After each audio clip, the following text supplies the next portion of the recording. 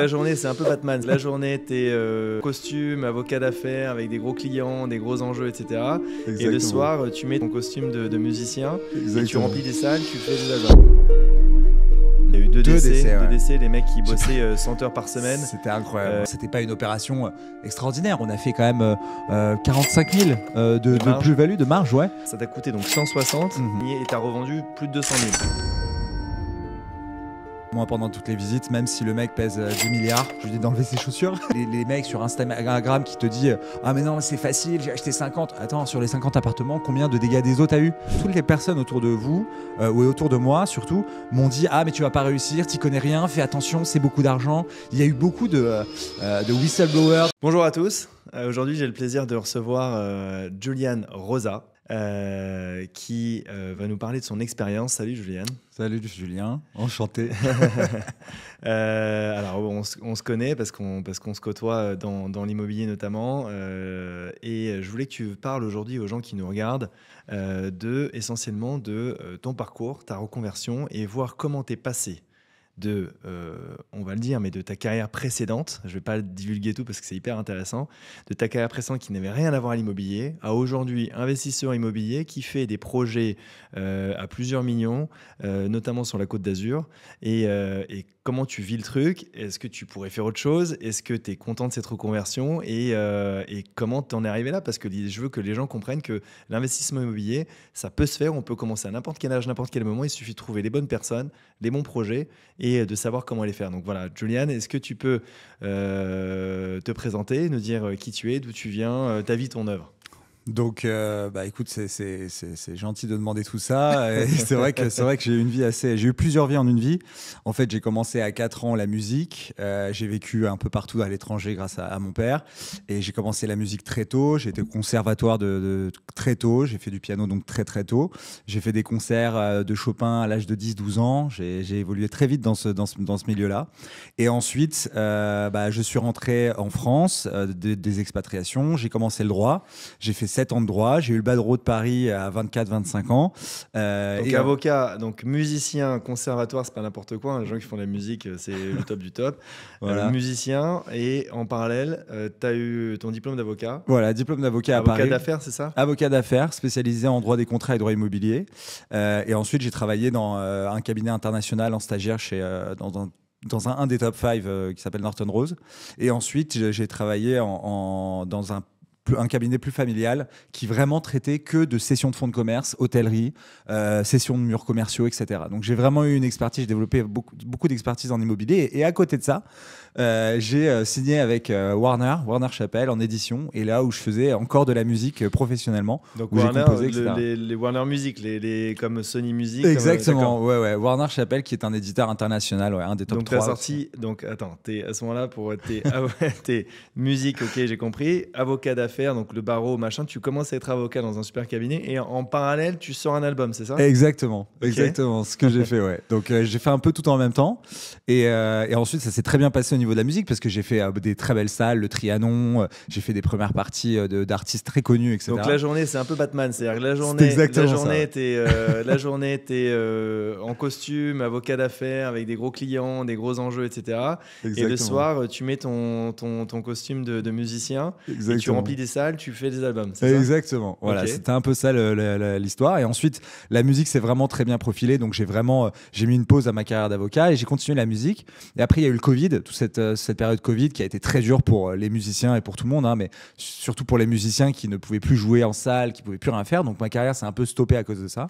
Donc 2020, Covid arrête, il n'y a plus une salle parce que ce qu'on appelle c'est des tourneurs, des bookers, des gens qui bookent des tournées. Exactement, ouais, les producteurs scéniques. Producteurs, voilà, qui t'avaient réservé des salles, les machins. Voilà. Tous les shows vivants s'arrêtent, on le sait, tout annulé. Et là, tu te dis... Et là, c'est un peu la descente aux enfers parce que tu te dis, écoute, là, je peux plus rien faire, je suis bloqué, j'ai mis une pause à ma carrière d'avocat, musicien, etc.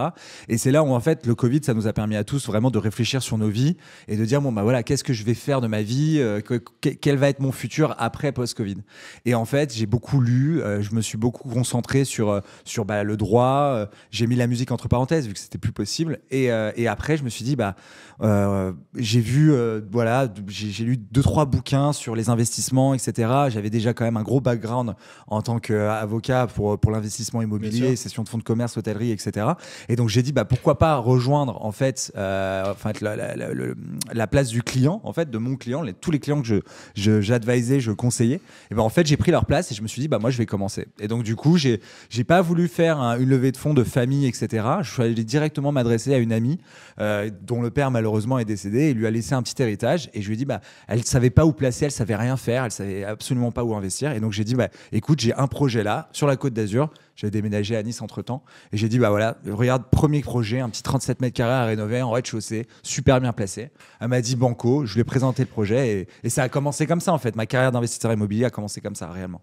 C'est drôle parce que tu me disais, là, quand on préparait, tu me disais qu'il y avait eu aussi, et tu avais observé enfin, c'est pas drôle, mais tu avais observé aussi des gens de ton cabinet, c'est ça, des associés c'est ça. Il y a eu un drame, c'est ça, il y a eu deux décès, ouais. deux décès, les mecs qui bossaient 100 heures par semaine. C'était incroyable. Associés du cabinet, donc top carrière professionnelle, mais qui n'ont pas vu leurs enfants grandir parce qu'ils travaillaient tout le temps et que tu as vu partir.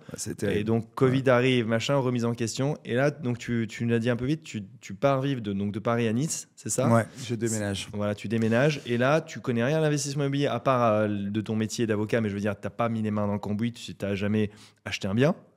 T'as jamais fait financer, t'as jamais fait de travaux, en réalité, toi tout seul. Et là, tu te dis, j'ai identifié une opération immobilière, donc un bien à acheter, une opération, un bien à acheter, à revendre. Tu vas emprunter de l'argent à une copine à toi qui te croit. C'est ça, que j'ai convaincu. Juste parce que tu as un beau sourire. Non, je pense pas. Mais... tu l'as convaincue, elle t'a fait confiance. Donc, tu as utilisé cet argent pour mettre l'apport.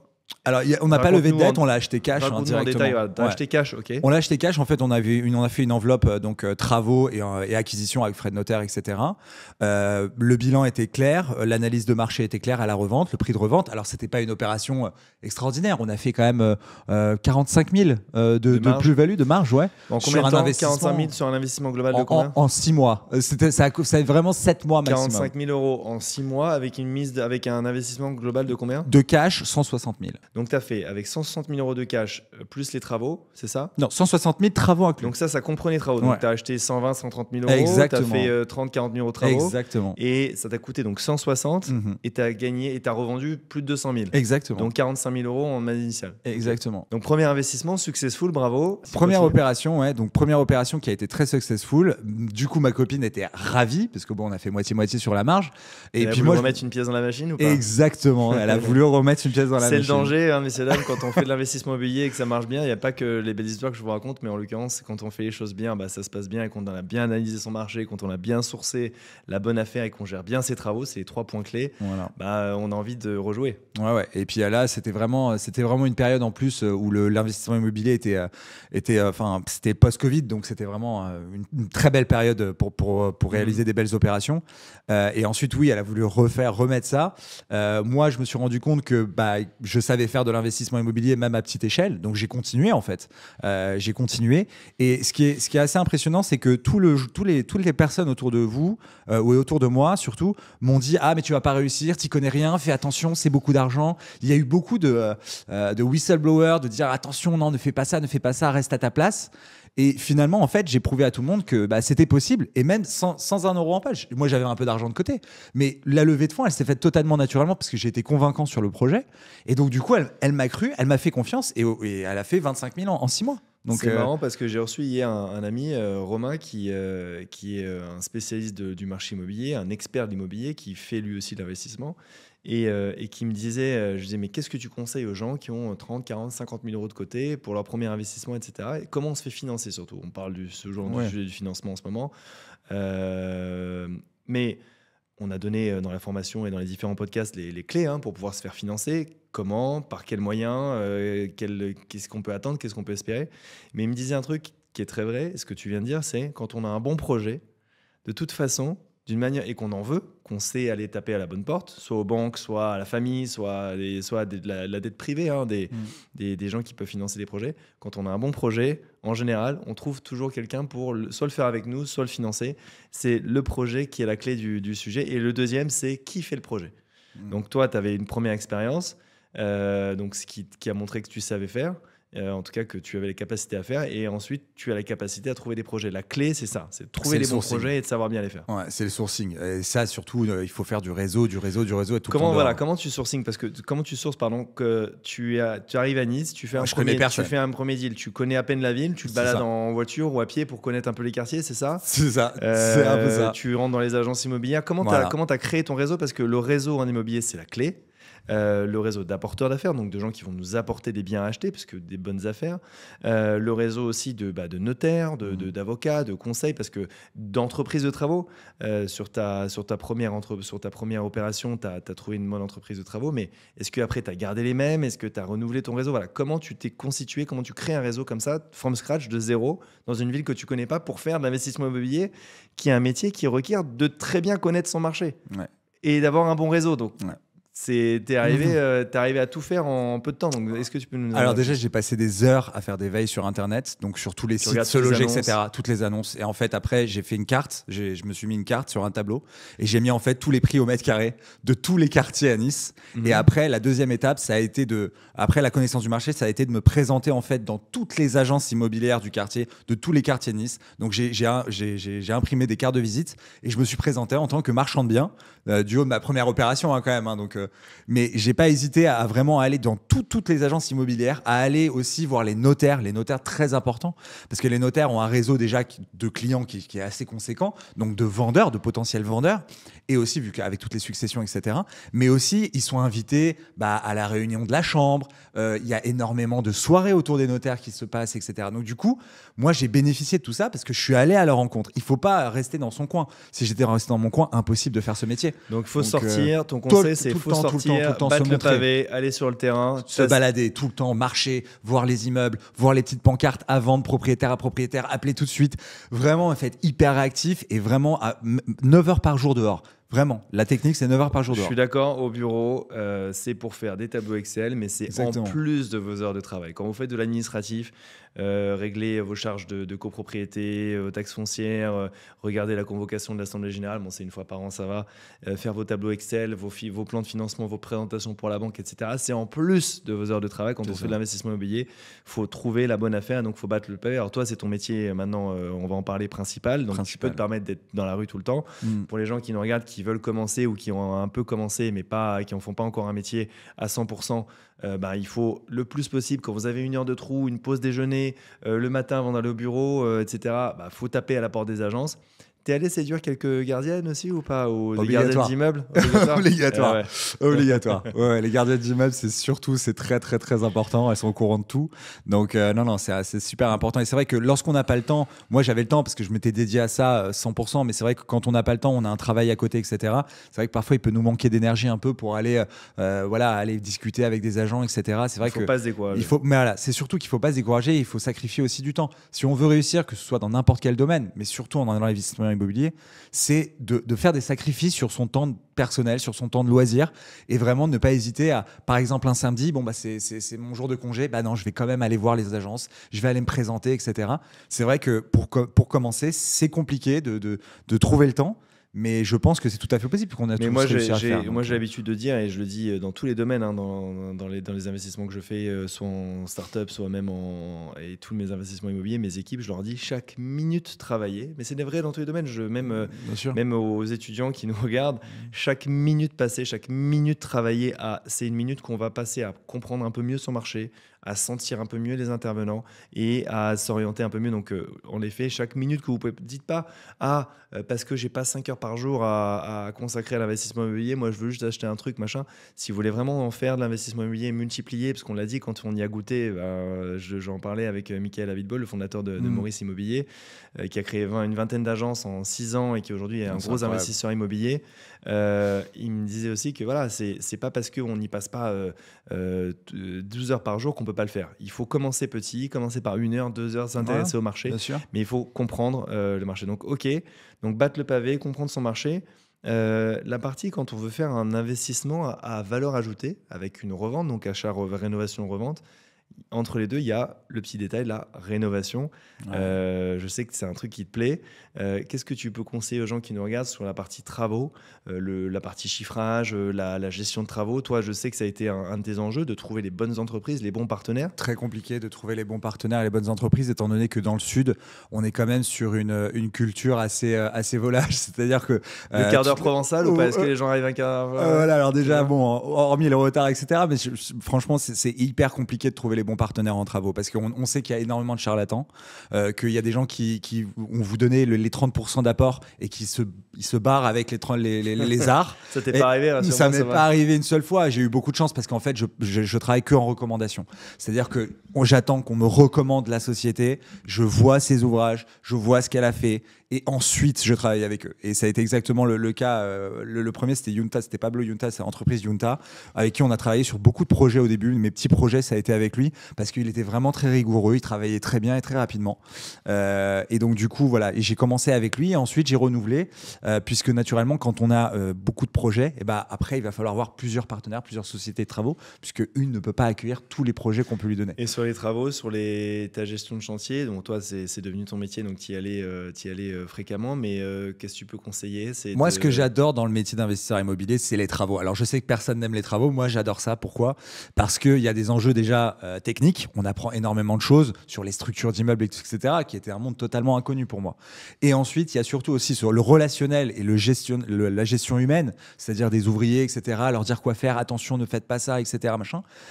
Et aussi, bon, le côté administratif est un peu moins marrant. C'est vrai, mais c'est tout aussi bien aussi de discuter avec le maire de certaines communes pour des gros projets, etc. Donc c'est aussi très intéressant de faire ça. Et c'est surtout donc la relation humaine qu'on a avec les ouvriers et aussi vraiment bâtir quelque chose de ses mains. L'immobilier, voir le bébé grandir, se transformer. C'est pas comme un investissement en bourse où on va dire ah bah voilà j'ai investi là et puis j'attends que ça se passe. Non, là vous construisez quelque chose, c'est vraiment tangible. Et quand vous voyez le résultat et quand vous voyez les clients qui viennent ensuite visiter et vous dire mais attendez c'est absolument magnifique ce que vous avez fait, mais c'est tout voilà, c'est le Graal. C'est le Graal. Voilà. Ouais. C'est l'orgasme de l'investissement immobilier pour moi. Je suis d'accord avec toi. De la même manière, on le prend quand on fait des projets, on les prend un peu personnellement. Quand on a des gens qui disent ah ouais, j'aime pas trop ça, au début, il faut prendre un peu de recul. Quand c'est des premiers projets, tu peux un peu le prendre personnellement. Moi, je sais que le premier appartement que j'ai acheté, rénové, revendu, il y avait des clients qui étaient là. Alors, moi, je pensais avoir fait un truc magnifique et objectivement, je pense qu'il l'était. Et en tout cas, qui était peut-être pas magnifique, mais très joli. Et il s'est vendu comme je voulais, mais il y a des clients qui arrivent et qui disent ah ouais non mais j'aime pas ça. Au début tu le prends un peu personnellement, tu as envie de leur dire mais attends tu rigoles ou quoi, c'est moi qui ai du goût, c'est pas toi. Donc c'est un peu et ça il faut faire attention à ça et il faut vraiment être humble par rapport à ça, vraiment humble. Mais c'est vrai que voilà, moi pendant toutes les visites, même si le mec pèse 10 milliards, je lui dis d'enlever ses chaussures. c'est un réflexe. T'enlèves tes chaussures, sinon tu rentres pas. Obligatoire. C'est-à-dire que c'est un bijou. Vraiment c'est des bijoux maintenant parce que moi après mes petites opérations vas-y parle-moi parce que je vais te relancer là-dessus. Donc tu as commencé donc musicien, avocat, Covid, déménagement dans le sud, création d'un réseau, premier investissement immobilier, je résume en bullet point. Premiers investissements immobiliers, donc tu as commencé par un appartement, puis deux, puis un plus grand que tu as divisé, je crois, que tu as revendu. Exactement, on a fait, Bon, et après, tu as rencontré des gens, des partenaires, tu as décidé d'aller plus gros, avec quels moyens? Parce que oui, tu avais la marge que tu as issue de tes opérations immobilières, les premières, mais et après, tu t'es positionné sur un marché différent qui est plutôt le marché de l'immobilier de luxe sur la côte, c'est ça? C'est ça, exactement. Comment ça fait? Comment on accède d'un petit appartement, on a compris, emprunté machin, mais comment on accède après à l'étape d'après? Ça, c'est le hasard des rencontres. En fait, lorsqu'on fait des petites opérations et que ça se passe bien, eh bien, le nom, les gens commencent à te connaître, en fait. Et donc, du coup, tu as de la crédibilité, de l'autorité. Tu commences à avoir un peu d'autorité sur le marché en disant, ce mec-là, attends, il fait des opérations à forte valeur ajoutée, à court terme. Donc, il fait de l'argent. Et ensuite, dans ton réseau, déjà, tu as ton réseau et tu as tes amis proches, etc. Et en fait, moi, j'ai réussi à convaincre des investisseurs, d'accord, que le marché de la French Riviera était un marché, surtout des marchés de niche, attention, pas tout le marché de la French Riviera, mais certains points du marché bénéficiaient quand même de beaucoup de dynamisme et beaucoup, beaucoup d'argent. Il y a tout autour de Monaco, si tu veux, tu as énormément de capitaux.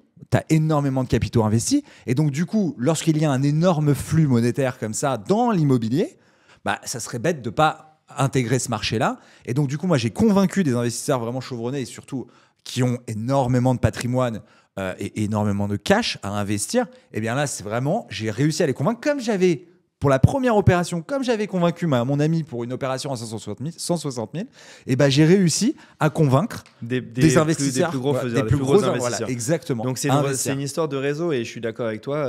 Il faut pas hésiter à aller parler quand on a, et encore une fois on y revient, quand on a le bon dossier, quand on a une belle affaire. Et si on a un réseau, faut pas hésiter à en parler. Attention, il faut sécuriser l'affaire avant, pour pas qu'elle vous passe sous le nez, que pas quelqu'un la prenne avant vous. Mais il faut avoir une offre contre-signée, clairement, pour les gens qui nous regardent, à faire une offre et faire en sorte qu'elle soit acceptée par le vendeur avant d'en parler à qui que ce soit. C'est le vrai conseil. Mais en effet, quand tu as un réseau que tu développes, faut pas hésiter à aller parler à des gens plus riches que soi. Exactement. Parce que les gens plus riches que soi l'ont déjà fait avant nous. Et ce que veulent ces gens-là, c'est ils ont pas forcément le temps ou peut-être plus l'envie ou etc. ou ils l'ont déjà fait 20 fois. Et donc quand tu arrives à leur inspirer confiance, ils vont se dire ok, le projet me plaît, le garçon qui le porte porte le projet me plaît, je vais y croire, je vais investir de l'argent dedans. On investit sur une personne. Premièrement, on investit toujours sur une personne et ses capacités. Et ensuite, on voit le projet. Et la capacité à présenter le projet et à vraiment voir, voilà, on va ajouter de la valeur et on va créer de la richesse. Et ça, c'est hyper important. Et c'est l'élément clé, en fait, même pour un start-upper, un mec qui va lever des fonds pour sa boîte. Il va falloir qu'il dise son CV. Et l'investissement immobilier, c'est exactement la même chose. Et encore plus, je dirais plus, c'est encore plus encadré et beaucoup plus important dans la mesure où c'est du tangible. C'est-à-dire que si on a une fuite d'eau, une fissure sur un poteau, quelque chose, c'est ta nuit qui y passe. C'est-à-dire que tu deviens insomniaque parce que c'est tangible, encore une fois. Alors que, s'il y a un petit truc, une petite fluctuation des actions ou de ta société, machin, ça se passe mal, t'as viré une secrétaire ou t'as viré un mec avec qui ça se passait bien, tu peux revenir. Attention, l'immobilier, t'as une fissure structurelle. Attention, pour y revenir, il faut faire hyper gaffe. Donc c'est vachement, c'est un investissement tangible. C'est pas n'importe quoi. Il faut pas tous les mecs sur Instagram qui te disent ah mais non c'est facile, j'ai acheté 50. Attends, sur les 50 appartements, combien de dégâts des eaux t'as eu? Combien de problèmes t'as eu? Combien d'incidents t'as eu? C'est quand même de l'investissement immobilier. Il faut faire attention. C'est sérieux. Et moi maintenant, ce qui est incroyable, c'est que j'ai réussi à convaincre des partenaires.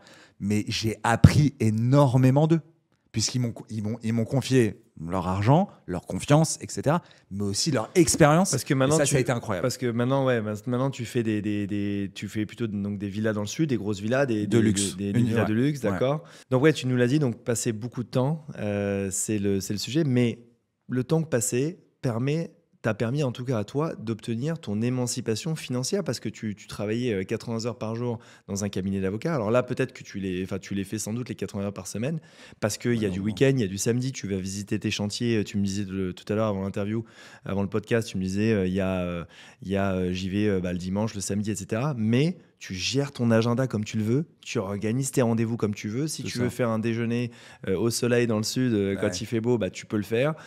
Si tu veux partir en vacances une semaine, tu t'organises toi-même tes rendez-vous avant pour éviter d'avoir des gros trucs pendant cette semaine, mais tu peux le faire. T'es pas tenu au bureau à des horaires de bureau, 8h, 20h dans ton cabinet d'avocat avant, à être pas exploité, mais voilà, à être sollicité tout le temps, à manger dans les barquettes. Tu peux organiser le travail que tu as fourni. T'a permis d'arriver à ta liberté aujourd'hui, de ton agenda, l'organisation que tu le souhaites. Oui, c'est ça en fait. Moi, j'ai toujours vraiment, quand on a été enfermé dans des études et dans des boulots vraiment avec beaucoup d'heures, etc., c'est vrai qu'on rêve toujours un peu de liberté et de gérer son agenda comme on le veut. Et là, c'est vrai, c'est exactement ce qui s'est passé. Alors, je dis pas qu'il n'y a pas beaucoup de travail, comme tu l'as répété. C'est vrai qu'on fait des grosses semaines où on doit visiter quand même 3 fois par semaine nos chantiers, rester 2h30 par chantier, etc. Ensuite, aller voir l'agence, faire la commercialisation, ensuite aller la notaire pour négocier le compromis, etc. Donc, c'est très, très, très... c'est un emploi du temps très important, mais par contre, quand tu as envie de voir la notaire à 10h, tu la vois à 10h. Si tu peux pas, tu dis c'est à 11h30. C'est-à-dire que tu bénéficies d'une souplesse qui est assez incroyable. Moi, c'est la liberté. Moi, dans mon métier, quand on me dit qu'est-ce que tu aimes le plus, j'aime la pierre, j'aime les gens, voilà. J'aime voir les projets se transformer, comme tu disais, quand tu vois une surface brute, un appartement ou un immeuble, et tu te projettes et que tu vois que ça prend forme et qu'à la fin, c'est livré comme tu l'as imaginé, c'est incroyable. Mais aussi, c'est la liberté de pouvoir dire tu t'en as marre. Moi, ça m'arrive aussi. t'as des coups de chaud, t'en as marre. Le vendredi matin, tu te réveilles, t'as le téléphone qui sonne, t'as que des merdes. Bah, tu te dis, ok, vous savez quoi, je décale tout à lundi. Vendredi, je pars en week-end et je reviendrai. On se verra lundi matin. Exactement. Ouais, c'est ça l'apport. C'est ça qui est extraordinaire dans ce métier. Malgré tout le travail qu'on a, on apprécie à faire ce travail. En fait, il y a un dicton qui dit aime ce que tu fais, tu n'auras jamais l'impression de travailler. C'est exactement ça. Voilà. Merci pour ce beau mot qui pourrait être le mot de la fin, mais juste en mot de la fin, je vais te laisser 1 minute pour conclure, 1 minute vraiment pour nous donner un échec ou un challenge que tu as surmonté dans ta reconversion en immobilier, parce que je répète, tu fais de l'immobilier donc depuis, si j'ai bien calculé, depuis le Covid, en fait depuis 2020, ça fait 3-4 ans que tu fais ce métier. Et en 3-4 ans, ce que je tiens à dire aux gens, c'est qu'en 3-4 ans, tu es passé de quelqu'un qui n'avait jamais fait d'investissement immobilier à quelqu'un qui a acheté un appartement et qui maintenant fait des villas de luxe à plusieurs millions sur la côte. Exactement. Ça, c'est vraiment impressionnant. Bravo, Jou, là-dessus. Merci beaucoup. Et donc, le mot de la fin, un échec ou challenge que tu as surmonté et un succès que tu as célébré. Le challenge, ça a été la première villa très chère. C'est le premier gros investissement de luxe, en fait. C'était mon premier investissement de luxe. Ça a été un challenge parce que justement, quand on passe d'un petit projet à des gros projets comme celui-là. De petit à très gros. Ah oui, il n'y a pas eu de transition en fait. Il n'y a pas eu de transition. Ça, c'était le challenge quoi pour les travaux? Pourquoi? Non, les challenges sur la responsabilité. La responsabilité, en fait, moi, c'était ça mon challenge. C'est la responsabilité à ce que, en fait, des investisseurs investissent plusieurs millions avec toi, alors que tu étais sur une marge de 100, 200 000 de marge sur des produits à 800 000, à 900 000. On arrive à des trucs à 5-6 millions. Donc la transition, ça a été le challenge. C'est de dire sa responsabilité. Voilà, et surtout aussi toutes les compétences que le luxe t'impose et que tu dois vraiment apprendre très rapidement. Donc c'était ça le challenge. C'est ma première opération de luxe qui a été le plus gros challenge pour moi. Et le succès? Les succès, c'est que ça se vend.